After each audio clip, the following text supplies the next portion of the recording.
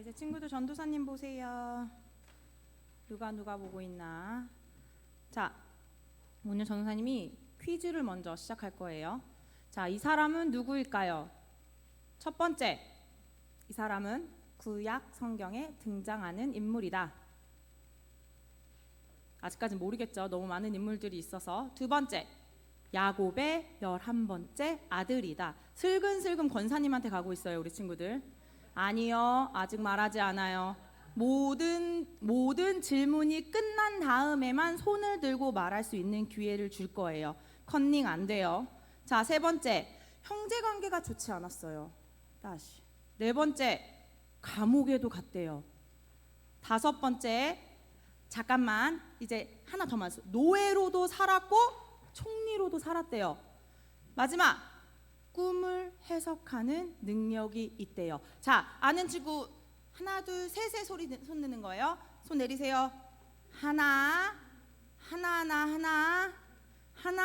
둘. 잠깐 준비. 내려 이러고 있지 않아요. 하나 둘 셋. 오. 자, 지금 손 든 친구들 다 일어나서 누구인지 전도사님하고 옆에 우리 어른분들께 말씀해 주세요. 큰 소리로 일어나서 큰 소리로. 누구예요? 누구라? 다시 시작. 맞아요. 우리 윤서 갑자기 부끄러워졌어요. 맞아요. 요셉이에요. 오늘은 전도사님이랑 요셉에 대해서 이야기할 건데, 자, 요셉은 이렇게 생겼어요. 자, 요셉은요, 꿈의 사람이라는 별명이 있을 정도로 꿈도 잘 꾸고 꿈을 해석하는 능력이 있었어요. 그래서 어느 날 요셉이 꿈을 꿨는데, 우리 친구들 이 꿈 내용 기억나나요? 전도사님이랑 요셉 이야기 해본 적 있어요. 기억나요? 자, 형의 곡식단들이 누구의 곡식단에게 절하고 있는 꿈이에요? 요셉의 곡식단에게 절을 하고 있는 꿈을 꾸었어요. 요셉은 너무 신난 나머지 이 꿈을 꾸었다고 형들에게 말했고, 안 그래도 아빠가 요셉만 좋아해서 요셉이 미워 죽겠는데, 자신의 곡식단들이 요셉의 곡식단에게 절했다는 꿈 이야기를 듣고 요셉이 더 미워지기 시작했어요. 그리고 또 어느 날 이 꿈을 꿨대요. 이 꿈은 뭘까? 맞아요. 별 11개와 해와 달이 요셉에게 절하는 꿈을 꾸었다고 또 요셉은 신이 나서 얘기했어요. 그러자 형들은 요셉이 미웠을까요? 이뻤을까요?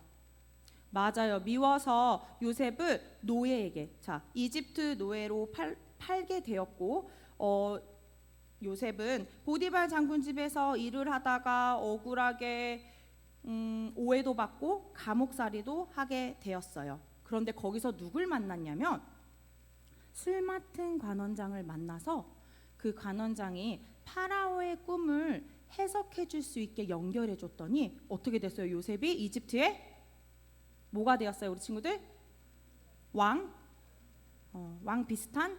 왕보다 그 밑에 있는 사람? 여왕.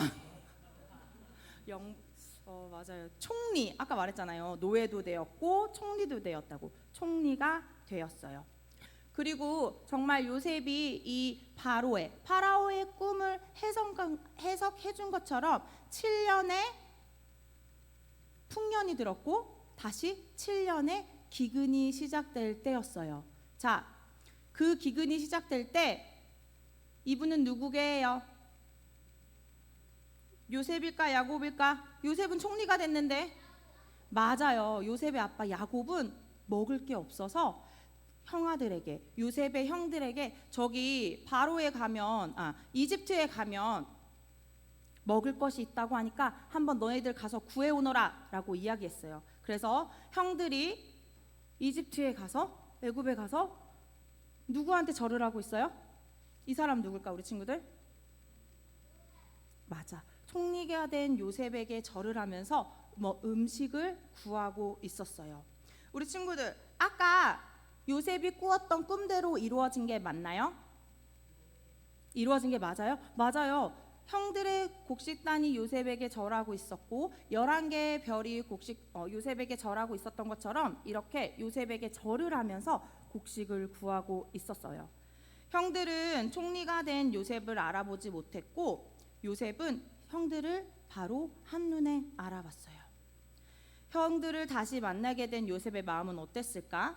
아마 형 자신을 팔아넘긴 형들이 미우면서도 너무 반가웠을 거예요. 그래서 요셉은 형들이 아직도 나쁜 마음을 가지고 있는지 아니면 죄를 뉘우치고 착한 마음을 가지고 있는지 알아보기 위해서 이런저런 시험을 통해 요셉은 형들이 자신의 죄를 뉘우치고 막내 동생 베냐민을 아끼는 것을 알게 되었고 더 이상 자신을 팔아넘겼던 형들의 나쁜 모습은 볼 수 없게 되었어요. 그래서 요셉은 형들에게 자신이 요셉이란 것을 밝히고, 자, 형님들은 어떻게 됐을까요? 우리 친구들, 자기는 분명히 노예로 팔았는데 이집트의 총리가 되어 있는 요셉을 보고 깜짝 놀라고 말았어요. 근데 그러면서 어떤 마음이 들었을까? 우리 친구들, 형들은 어떤 마음이 들었을까? 내가 요셉을 노예로 팔아버렸는데 이렇게 이 땅에 높은 사람이 되어 있네. 어떡하지? 무서웠을까 안 무서웠을까? 우리 친구들 어땠을 것 같아요? 별로 생각이 없었을 것 같아요. 무서웠을 것 같아요.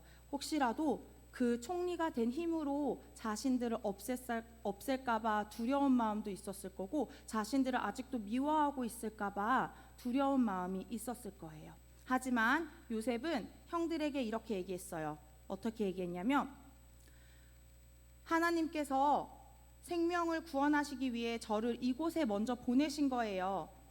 그렇기 때문에 저를 팔았던 일 때문에 두려워하지 마세요. 걱정하지 마세요 라는 이야기를 했고, 저 아버지를 모시고 온 가족이 이집트로 오게 되어서 아버지가 살아계시는 동안 최선을 다해 요셉은 자신의 아버지와 자신의 형들 그리고 자신의 가족들을 돌보았어요. 친구들, 비록 형들이 나쁜 마음으로 요셉을 이집트의 노예로 팔리게 되었지만 요셉은 깨달았어요. 어떻게 깨달았어요? 이 모든 것이 많은 생명을 구원하시기 위한 하나님의 뜻으로 자신을 먼저 이집트에 보냈다는 것을 깨달았어요. 근데 친구들 생각해봐요. 우리 친구들이 만약에 요셉이었다면 어땠을 것 같아요? 형들이 자신을 미워해서 노예로 팔고 엄청 힘든 일을 많이 겪었어요. 수모도 겪어서 감옥도 가게 되고 감옥살이도 하게 되고 노예도 되고 여러 가지 힘든 일을 겪었는데, 그런 형들을 다시 총리가 돼서 마주쳤을 때 우리 친구들 요셉처럼 하나님의 계획을 생각하고 용서할 수 있는 마음을 가질 수 있었을까요? 솔직히 전도사님이 이 말씀 준비하면서 어려웠을 것 같아요. 더군다나 그 사람이 가족이었고 오늘 나의 마음을 힘들게 하고 어렵게 할 수 있는 사람, 전사님 말씀을 준비하면서 내가 용서할 수 있을까 생각했을 때 어려웠지만, 어쩌면 이 모든 것이 하나님의 계획 가운데 있다면 우리의 생각이나 우리의 감정에 집중하지 않고 그 뒤에 있는 하나님의 뜻을 이루어가며 용서할 것은 용서해야겠다는 다짐을 하게 되었어요. 쉽지는 않을 거지만 그래도 하나님의 뜻을 먼저 생각한 요셉처럼 내가 사랑하는 사람들이 나에게 잘못했어도 용서하고 또 너그러운 마음으로 선한 마음으로 이 세상 가운데 살아가야 된다는 다짐을 하게 되었어요. 그래서 우리 친구들도 이렇게 요셉처럼 용서하는 마음, 나를 통해 선한 일을 하시고 착한 일을 하시고 좋은 일을 하시면서 이루어 가시는 하나님을 믿음으로 언제 어디서나 너그러운 마음, 착한 마음, 용서하는 마음을 가질 수 있기를 소망합니다. 그렇게 할 수 있는 친구들은 아멘.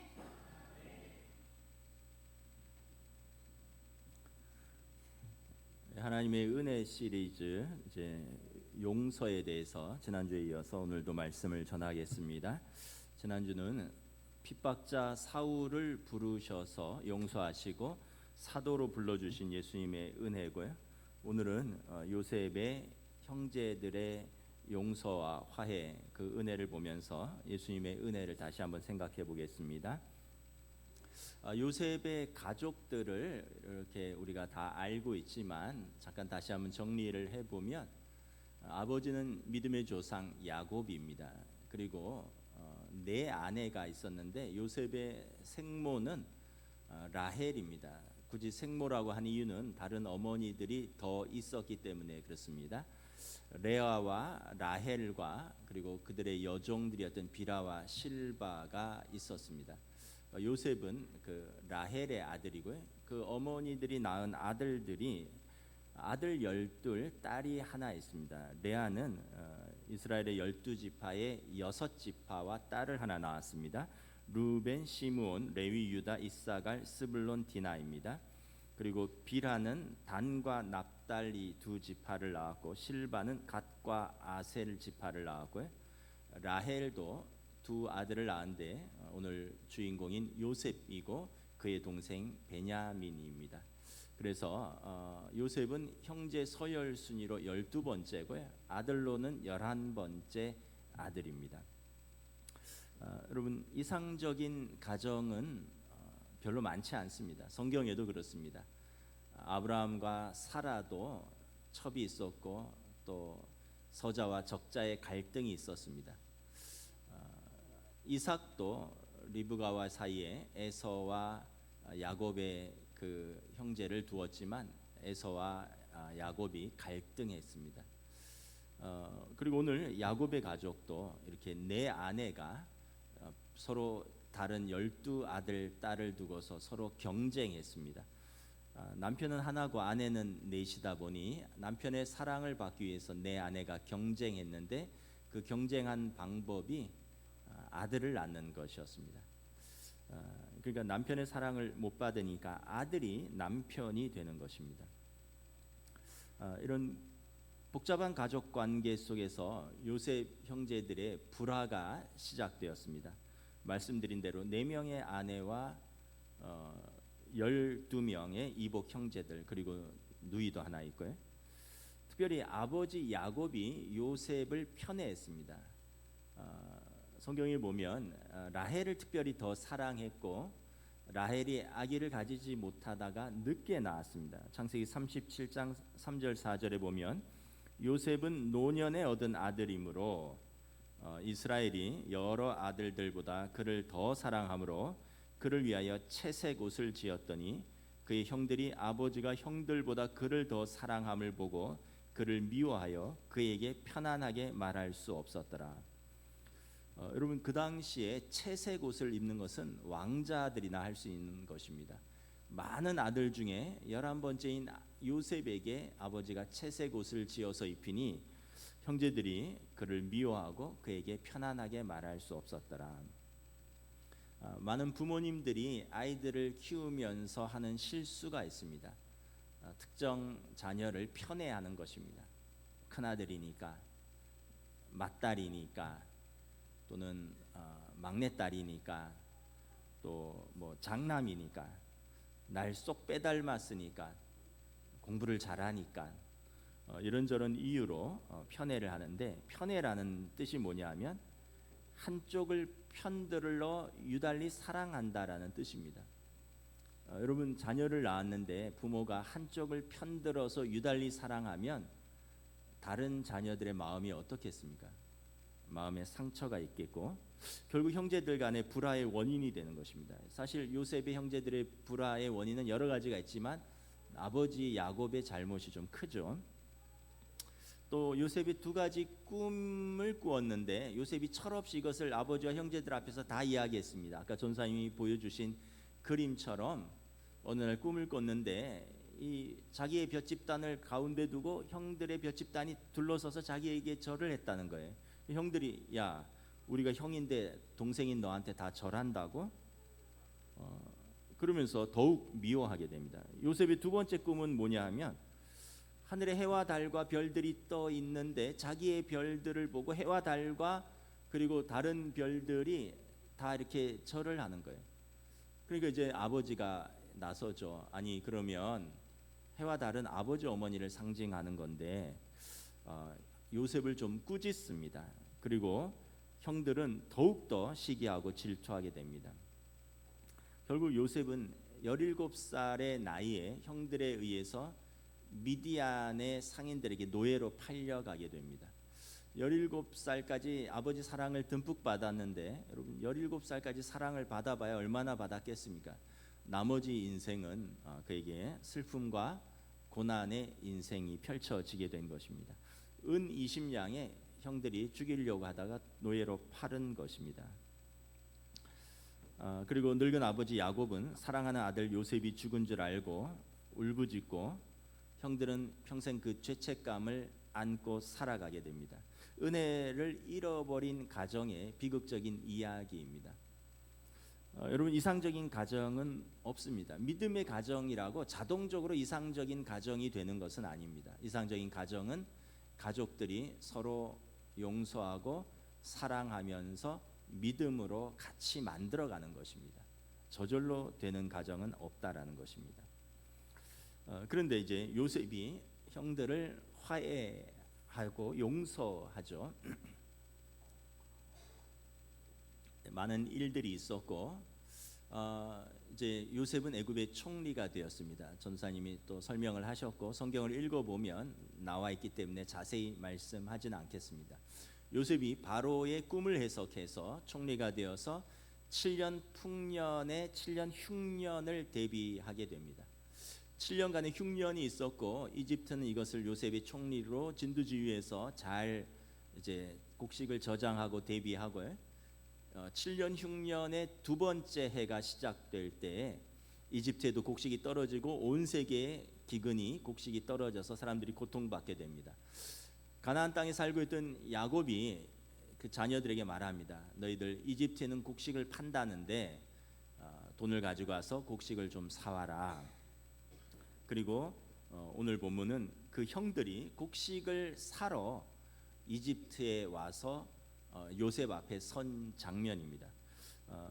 아마 이 이집트 사람들에게는 지방 관리들이 곡식을 파는데 외국 사람들에게는 아마 요셉이 특별히 허락을 받고 판 것 같습니다. 왜냐하면 이제 국가적으로 관리를 해야 되는 그 식량 안보의 시대였기 때문에 그렇습니다.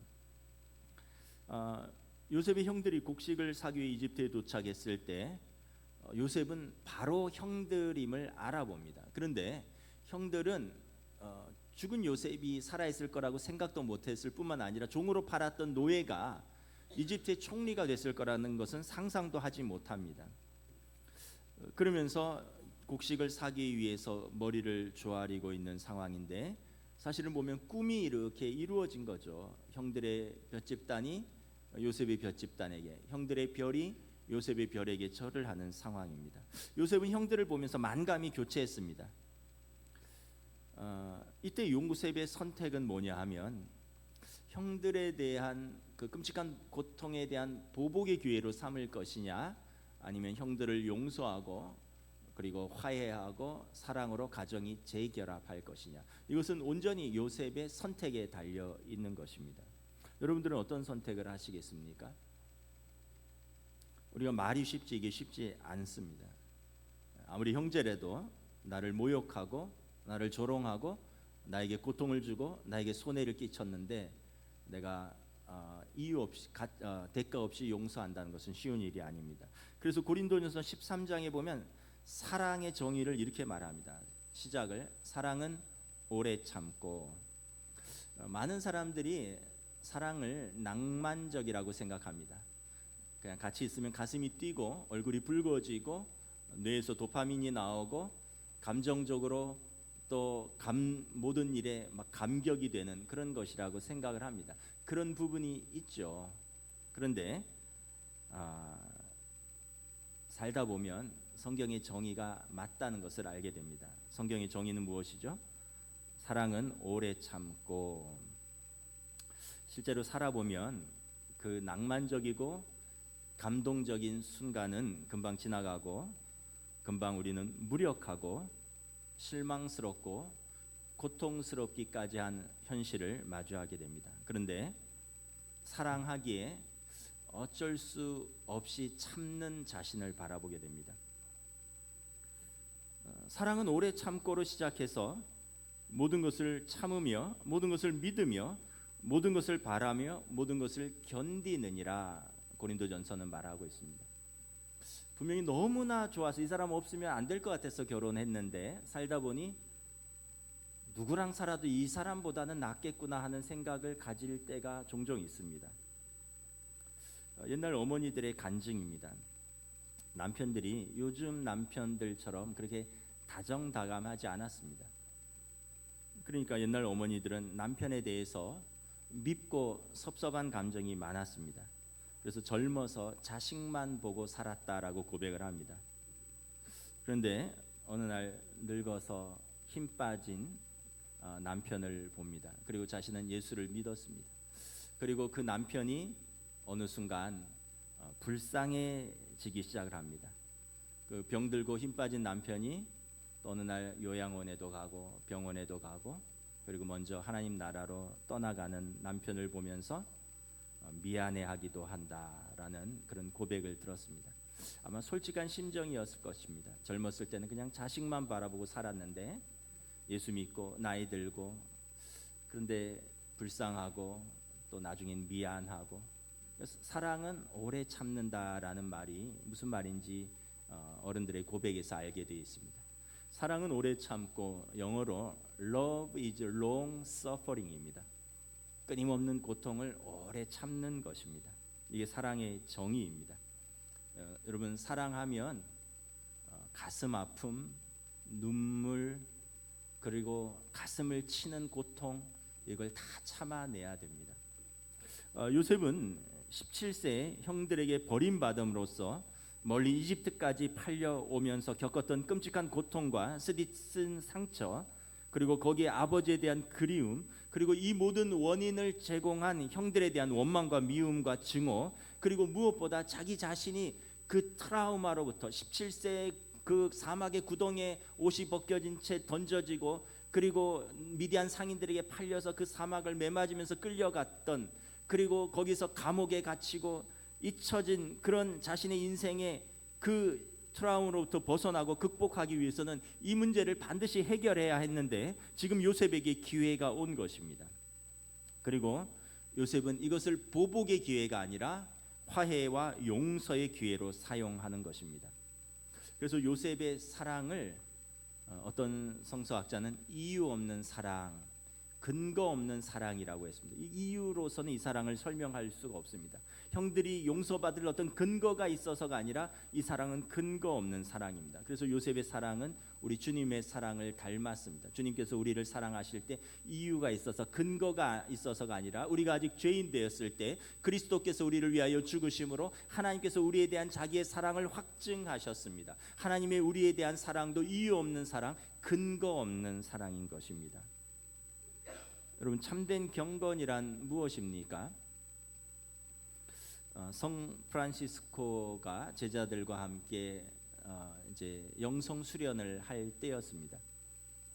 성 프란시스코는 엄격한 금욕주의 그리고 엄격한 훈련으로 유명한 그 수도 공동체인데 어느 날 이제 고난 주간을 맞이해서 40일간의 금식으로 예수님을 닮아가는 그 영성 훈련을 하는데 금식이 진행 중에 가장 어린 제자 중에 한 명이 너무 배고픔을 이기지 못해서 주방에 몰래 들어가서 스프를 한 스푼 훔쳐 먹고 말았습니다. 그리고 나중에 어떤 선배 수사들이 스프를 누가 먹은 흔적을 발견하고 프란시스코에게 건의를 합니다. 밝혀내야 됩니다. 아직 금식이 끝나지도 않는데 누가 공동체의 규율을 어기고 몰래 스프를 먹었는지 밝혀내야 한다는 것입니다. 그래서 프란시스코가 다 모두 불러 모아라. 제자들 불러 모았습니다. 스프 그릇을 가져와라. 스프 그릇을 가져왔고 스푼을 하나 가져와라. 다 가져와서 이제 누군가를 밝히고자 책망할까 기대하는데 스프를 떠서 자기 입에 한 숟갈 넣었습니다. 제자들이 경악했습니다. 아니 스승님이 이게 무슨 일인가? 네, 이렇게 말했습니다. 우리가 예수님을 닮고 예수님의 마음을 품고 살자고 이렇게 금식하면서 기도하는 것인데 우리가 굶으면서 미워하는 죄를 범하느니 차라리 먹고 사랑하자. 성경이 말하는 참된 경건은 여러분 규율로 판단하고 정죄하는 삶이 아니라 용서와 사랑의 삶입니다. 그런 면에서 요셉은 참으로 경건한 사람이었습니다. 그렇다고 요셉이 형들에게 바로 용서를 한 것은 아니에요. 성경을 읽어보면 형들에게 용서의 기회, 변화와 회개로 이끌어가는 기회를 제공합니다. 성경을 좀 읽어보면 이 내용이 어떻게 전개되는지를 알 수 있습니다. 요셉이 형들을 모른 척하고는 가족 관계를 자세히 묻습니다. 그러니까 이제 형들이 12형제가 있는데 하나는 없어졌고 하나는 집에 남아 있습니다. 이상하다. 12형제가 있으면 다 와서 곡식을 사가야지. 하나는 없어졌다는 것도 이상하고 하나는 집에 남겼다는 것도 이상하다. 너희 정탐꾼 아니냐? 그래서 이번에 용서해서 곡식을 파는데 집에 남아있는 동생을 데려와서 너희가 염탐꾼이 정탐꾼이 아니라는 것을 입증을 해라. 그리고 이제 돌려보냅니다. 그리고 다시 그 곡식이 떨어지자 그들은 걱정하면서 다시 애굽으로 곡식을 사러 옵니다. 그리고는 집에 남겨두었던 베냐민을 데리고 오죠. 그러면서 자신들이 정탐꾼이 아니라는 걸 입증했는데 돌아가는 길에 요셉이 그들의 짐에 은잔을 숨겨놓습니다. 그들은 다시 도적이 된 것입니다. 이해할 수 없는 상황들 속에서 형제들은 왜 우리가 이런 곡식을 사러 왔는데 이런 이해할 수 없는 상황들이 반복되는가 고민을 하면서 근데 이것은 요셉의 테스트였습니다. 형들에게 즉각적으로 자신의 신분을 밝히고 잘못을 마저 따져 묻고 사과를 요구하지 않았습니다. 상황 속에서 형들의 마음이 변화를 일으키고 회개하는지를 기도하면서 기다렸습니다. 여러분, 우리가 누군가 나에게 잘못했을 때 즉각적으로 지적하고 교정을 요구한다면 그 사람이 스스로 변화하고 회개할 수 있는 기회를 우리가 빼앗는 것일 수도 있습니다. 조금 기다리면서 그가 진실로 마음의 변화가 일어나고 스스로 회개하고 용서를 빌 수 있도록 자신의 삶이 변화되고 성숙할 기회를 가질 수 있도록 기회를 제공하는 것도 우리의 의무입니다. 창세기 42장 21절에서 22절에 형제들이 이렇게 고백합니다. 그들은 요셉이 애굽 사람이기에 히브리 말을 이해하지 못한다고 생각하고 요셉의 앞에서 이렇게 말합니다. 그들이 서로 말하되 우리가 아우의 일로 말미암아 벌을 받는 것이 분명하다. 아우가 우리에게 살려달라고 애원할 때 그가 그렇게 괴로워하는 걸 보면서도 우리가 아우의 애원을 들어주지 않은 것 때문에 우리가 이제 이런 괴로움을 당하는구나. 이제 우리가 그 아이의 핏값을 치르게 되었도다.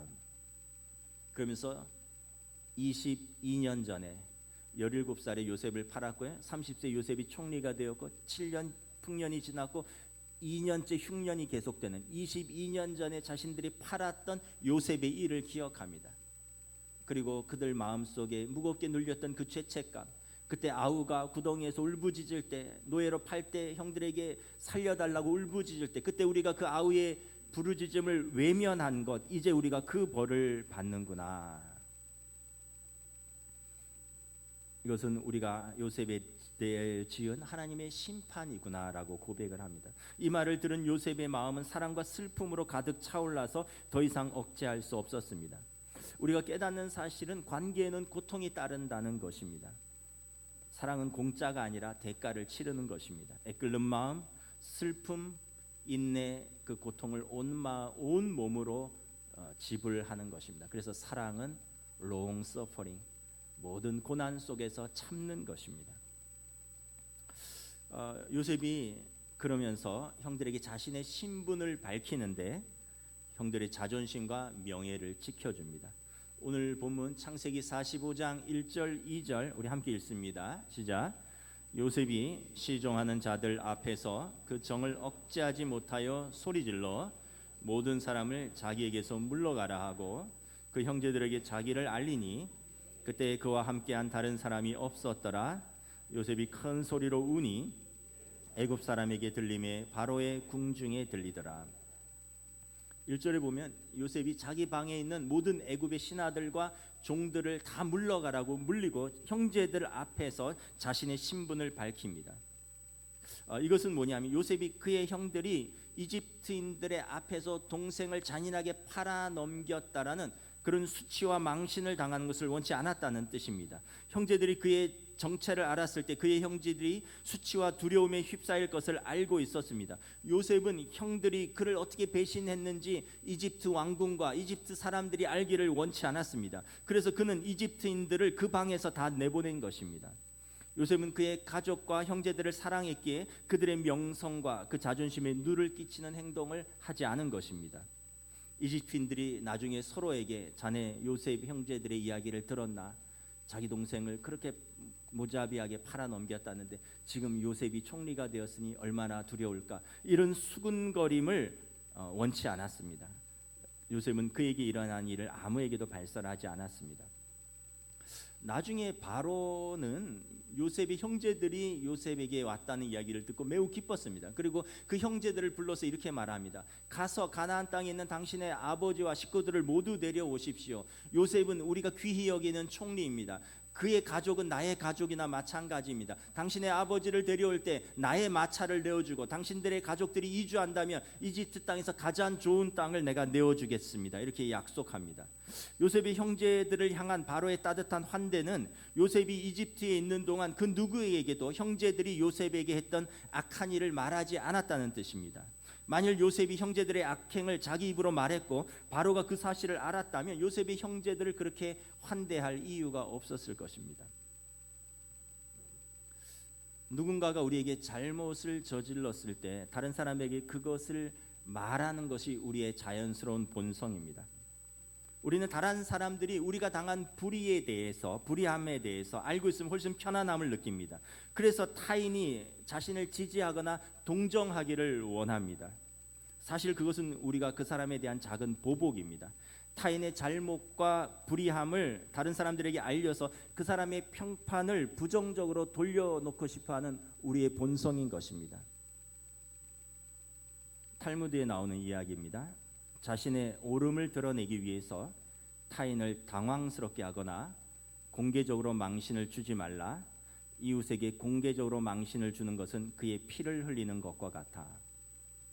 다른 사람의 잘못을 공개적으로 지적해서 나의 옳음을 입증할 때 그 사람의 얼굴이 빨개지고 이내 그 사람의 얼굴이 하얗게 창백해지는 것은 그가 얼굴에서 피를 흘리고 그 피를 다 빠져서 그가 죽는 것과 같아라고 묘사한 것입니다. 요셉은 형제들의 그 사랑은 그의 자존심과 명예를 끝까지 지켜주는 것이었습니다. 우리는 사랑하는 사람들에 대해서 자주 함부로 말합니다. 남편에 대해서, 아내에 대해서, 자식에 대해서, 부모에 대해서, 성도들 간에 서로에 대해서 서로 우리는 함부로 말을 할 때가 있습니다. 그러나 요셉은 그러지 않았습니다. 요셉은 이집트에서 그와 그의 가족들이 믿고 섬기는 하나님의 이름과 명성을 지켜냈습니다. 요셉은 자기 가족들의 명예만 지킨 것이 아니라 그 가족들이 섬기는 하나님의 명예를 이방인들 앞에서 그가 지켜낸 것입니다. 요셉은 그래서 하나님의 사람인 것입니다. 인류의 역사는 거듭되는 보복의 역사입니다. 성경책에서도 그렇죠. 가인과 아벨, 형 가인이 아벨을 시기해서 돌로 쳐 죽였습니다. 에서와 야곱, 이삭과 이스마엘, 적자와 서자가 싸우고 갈등을 일으켰습니다. 쌍둥이 형제가 갈등을 일으키고 보복을 하려고 합니다. 이제 요셉과 그의 형들의 차례입니다. 동일한 상황을 맞이한 것입니다. 그런데 요셉은 온전한 용서를 통해서 거듭되는 보복의 연결고리를 끊어냅니다. 창세기 45장 5절에 당신들이 나를 이곳에 팔았다고 해서 근심하지 마소서, 한탄하지 마소서. 과거에 대해서 묻지 않고 과거에 대해서 두려워하지 말라라는 것입니다. 나는 이것을 잊어버렸다는 것입니다. 참으로 요셉은 선으로 악을 이긴 믿음의 사람이었습니다. 우리 로마서 12장 18절에서 21절 좀 긴데 함께 읽겠습니다. 시작. 할 수 있거든 너희로서는 모든 사람과 더불어 화목하라. 내 사랑하는 자들아, 너희가 친히 원수를 갚지 말고 하나님의 진노하심에 맡기라. 기록되었으되 원수 갚는 것이 내게 있으니 내가 갚으리라고 주가 말씀하시니라. 내 원수가 줄이거든 먹이고 목마르거든 마시게 하라. 그리함으로 내가 숯불을 그 머리에 쌓아 놓으리라. 악에게 지지 말고 손으로 악을 이기라. 요셉은 이 보복의 연결고리를 끊어내고 저주의 연결고리를 끊어내고 손으로 악을 이긴 믿음의 사람들이었습니다. 우리도 그렇습니다. 우리 부모님이 사이가 안 좋으면 우리가 사촌들과도 사이가 좋지 않습니다. 우리가 우리 사촌들이나 이웃들과 사이가 안 좋으면 우리는 그들의 자녀들과 우리의 자녀들이 사이가 좋지 않습니다. 이거는 역사에 반복되는 보복의 고리입니다. 이걸 우리가 끊어내는 것입니다. 우리 때에 끊어내는 것입니다. 우리가 용서하는 것입니다. 그리스도의 명령을 따라서 우리가 화해하고 용서하고 사랑하는 것입니다. 요셉은 두려움에 떨고 있는 형들에게 모든 것에는 하나님의 선하신 뜻이 있다라고 선포합니다. 우리 창세기 45장 5절부터 8절 우리 함께 봉독합니다. 시작. 당신들이 나를 이곳에 팔았다고 해서 근심하지 마소서, 한탄하지 마소서. 하나님이 생명을 구원하시려고 나를 당신들보다 먼저 보내셨나이다. 하나님이 큰 구원으로 당신들의 생명을 보존하고 당신들의 후손을 세상에 두시려고 나를 당신들보다 먼저 보내셨나니 그런즉 나를 이리로 보낸 이는 당신들이 아니요 하나님이시라.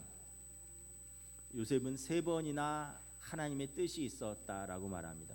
형들은 악한 목적으로 동생을 팔아 넘겼지만 그 악한 속에서도 하나님은 선하게 일하신다는 것은 요셉은 믿었고, 그리고 그 확신 속에서 살았고, 지금 이 상황이 그 하나님의 선하신 뜻이 우리들의 삶에 펼쳐진 결과라는 것입니다.